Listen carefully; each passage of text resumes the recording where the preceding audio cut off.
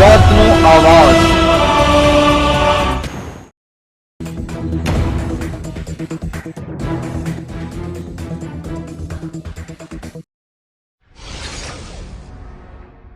રાજકોટ જિલ્લાના ધોરાજીમાં કોન્ટ્રાક્ટરની ઘોર બેદરકારીથી એક પરપ્રાંતીય યુવક મજૂરનું મોત।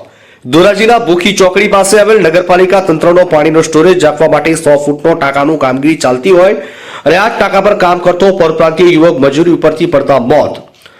આવડું મોટું કામ ચાલી રહ્યું હોય, જવાબદાર કોન્ટ્રાક્ટરની ઘોર બેદરકારી, તેણે પછી સેફટીના સાધનો રાખવામાં નથી આવ્યા। આ અકસ્માતમાં કોન્ટ્રાક્ટરની ઘોર બેદરકારીને એક પરપ્રાંતીય યુવકનું મજૂરનું મોત થયું તેવું પ્રાથમિક જાણવા મળ્યું છે। ડૉક્ટર અફઝલ કોકર હાલ ધોરાજી સરકારી હોસ્પિટલે ફરજ બજાવું છું।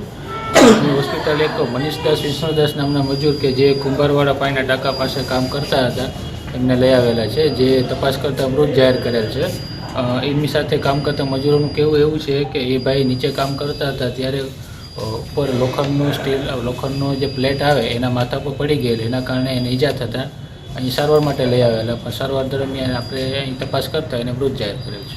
સાહેબ, તમને શું લાગે છે જે તપાસ કરતા કંઈક બની શકે કે ભાઈ ઉપરથી પ્લેટ પર પડી શકે અથવા તો ઉપરથી ભાઈ કામ કરતા નીચે પડી ગયા હોય એવું પણ બની શકે, કેમ કે એને ડાબા હાથમાં ફ્રેક્ચર પણ જોવા મળેલ છે અને પગમાં આપણે છોલાઈ ગયેલા એના ઘણા બધા નિશાન છે।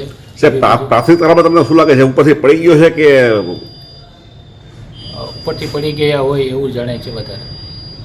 હાલ આ ઘટનાને લઈને ધોરાજી સરકારી હોસ્પિટલના તબીબે એવું તારણ તપાસ કરતા કાઢ્યું કે યુવક ટાંકા પરથી પડી ગયો હોય તેવું લાગી રહ્યું છે।